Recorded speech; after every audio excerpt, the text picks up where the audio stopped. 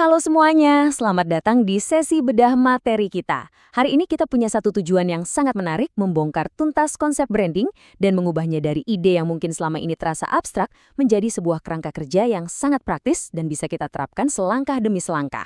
Jadi, kalau kalian pernah merasa kebingungan harus mulai dari mana saat membangun identitas bisnis, kalian ada di tempat yang tepat. Yuk kita mulai.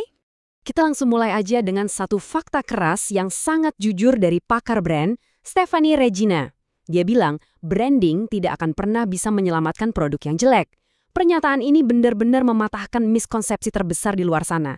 Kalau selama ini kita mikir branding itu cuma soal milih warna yang cantik atau bikin logo yang estetik, kita harus mikir ulang nih.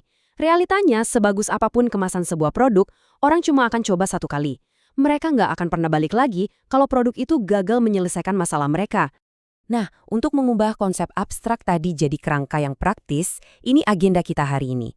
Kita akan mulai dari membahas miskonsepsi utama, lalu membangun fondasi bisnis, cara riset pasar yang netral, merumuskan visi, sampai akhirnya merancang komunikasi brand.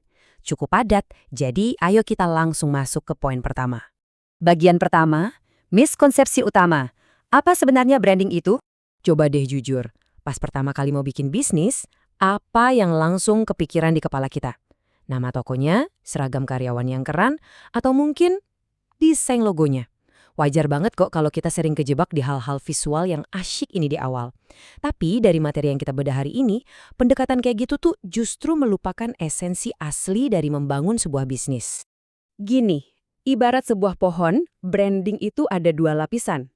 Ada branding fungsional. Ini identitas visual yang langsung kelihatan sama mata audiens, kayak logo, nama, atau kemasan. Tapi, akar yang benar-benar bikin bisnis itu berumur panjang adalah branding emosional. Disinilah letak loyalitas konsumen dan purpose atau tujuan utama kita berada. Dua-duanya emang penting buat dikembangkan, tapi secara praktis urutannya sama sekali nggak bisa dibalik. Nilai guna dan koneksi emosional itu harus selalu datang lebih dulu sebelum kita sibuk mikirin kosmetik visualnya. Oke, sekarang kita masuk ke bagian 2, fondasi bisnis, hierarki branding. Ternyata membangun brand itu mirip banget sama hierarki kebutuhan Maslow loh. Kita nggak bisa asal loncat ke anak tangga paling atas sebelum fondasi di bawahnya kokoh. Poin krusialnya ada di urutan ini. Langkah pertama dan paling mutlak adalah product market fit. Pastikan produk kita benar-benar cocok dan menyelesaikan masalah nyata audiens. Terus kita masuk ke langkah kedua yang anehnya sering banget dilupain pas orang lagi asyik nge-branding. Cash flow alias arus kas. Logikanya gini, kita nggak mungkin dong sibuk bikin event komunitas yang mewah kalau bulan depan aja uang buat bayar supplier nggak ada. Harus realistis. Nah, setelah produk laku dan arus kas aman, barulah kita bisa napas lega dan masuk ke langkah ketiga, memikirkan positioning, tujuan brand yang lebih besar, dan membangun loyalitas emosional. Lanjut ke bagian 3, riset pasar netral. Keluar dari gelembung asumsi. Lalu gimana sih cara praktis nemuin product market fit tadi? Jawabannya sederhana banget. Coba deh tanya gini ke orang-orang. Apa yang biasanya kamu cari pas makan siang? Ini adalah contoh riset kualitatif praktis yang bisa langsung kita coba. Nggak usah pusing sewa agensi riset miliaran rupiah. Misal, kita mau jualan bakso. Ya jangan langsung berasumsi kalau semua orang di sekitar situ lagi pengen bakso urat. Tanya aja secara kasual. Kenapa pertanyaan terbuka seperti ini bekerja sangat efektif? Karena pertanyaan terbuka menggali kebiasaan konsumen tanpa menggiring opini mereka sama sekali. Rasa ingin tahu yang tulus terhadap keseharian mereka lah yang bakal ngebongkar apa yang sebenarnya mereka butuhkan, bukan cuma apa yang ngebet pengen kita jual. Nah, kenapa kebiasaan bertanya secara netral ini jadi super penting? Karena kita lagi melawan musuh terbesar dalam proses bisnis, founder bias. Founder bias ini adalah asumsi yang sangat berbahaya kalau konsumen itu mikirnya persis kayak si pemilik bisnis. Sebagai pembuat bisnis, wajar banget kita punya bias pribadi. Tapi ingat, cuma karena kita suka banget makan kuah panas dan pedas di siang bolong, bukan berarti target pasar kita juga suka kan? Kalau kita nggak berani melangkah keluar dari gelembung asumsi ini, ujung-ujungnya kita cuma bikin produk dari imajinasi kita sendiri, dan akhirnya gagal menjawab realita yang ada di pasar. Kita masuk ke bagian 4, merumuskan visi, corong penemuan brand. Kalau produk udah punya fondasi solid dan cash flow udah jalan lancar, sekarang waktunya kita bentuk tujuan jangka panjang. Mari kita pakai kerangka praktis yang namanya corong penemuan brand. Proses ini beneran ibarat corong penyaring. Kita mulai dari bagian yang paling lebar, cerita founder. Coba gali jujur, momen apa sih yang sebenarnya menginspirasi bisnis ini? Dari situ, kita peras jadi core belief, keyakinan inti perusahaan. Habis itu kepercayaan ini kita turunkan lagi jadi visi brand yang terukur. Lalu, petakan kompetensi dan nilai inti perusahaan untuk nyampe visi tersebut.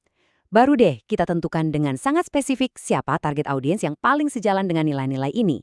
Proses penyaringan tahap demi tahap ini benar-benar bakal ngubah perjalanan mentah bisnis menjadi identitas yang tajam, terstruktur, dan siap dieksekusi. Satu hal yang paling menarik dari corong tadi adalah bikin hashtag atau slogan yang catchy ternyata merupakan langkah yang paling terakhir. Sering banget kan kita tergoda buat mikirin jargon keren di hari pertama bikin bisnis, padahal fondasinya aja belum ada. Nah, dengan membalik ekspektasi tradisional ini, kita bisa memastikan kalau slogan apapun yang akhirnya keluar ke publik itu benar-benar berakar dari keyakinan sejati perusahaan, bukan cuma trik marketing instan yang kosong maknanya. Sampailah kita di bagian 5. Merancang komunikasi, menjangkau audiens. Visi udah dikunci, produk udah terbukti. Terus gimana caranya kita nyampein pesan ini ke audiens biar kita nggak selamanya bergantung sama promo banting harga? Jawabannya ada di kerangka 3C. Untuk merancang pesan yang tepat, kita perlu cari titik temu di tengah 3 elemen. Pertama, company. Apa visi dan kekuatan internal kita? Kedua, kompetitor. Apa yang secara nyata bikin kita beda dari pesaing di pasar? Dan ketiga, consumer. Apa pesan kita benar-benar nyelesain masalah konsumen? Bayangin ada titik irisannya.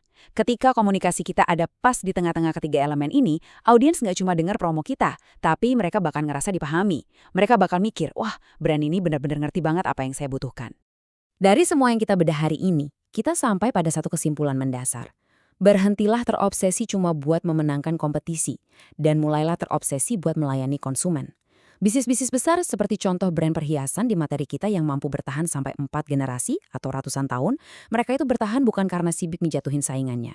Mereka bertahan karena meskipun cara komunikasi dan inovasi mereka terus beradaptasi dengan zaman, tujuan inti mereka cuma satu, melayani audiensnya dengan jauh lebih baik di setiap waktu. Sebagai penutup sesi kita, coba deh kita renungin pertanyaan ini buat proyek atau bisnis yang lagi kita bangun sekarang. Apakah selama ini kita cuma sekedar berusaha menangin kompetisi sesaat? Atau kita benar-benar lagi melayani konsumen kita? Ingat ya, brand yang hebat dan berumur panjang itu selalu dimulai dari seberapa tulus dan seberapa baik mereka merespons kebutuhan audiensnya. Gimana? Udah siap membangun identitas brand yang lebih kokoh? Terima kasih sudah ikutan bedah materi kali ini bersama saya, dan sampai jumpa di analisis seru berikutnya.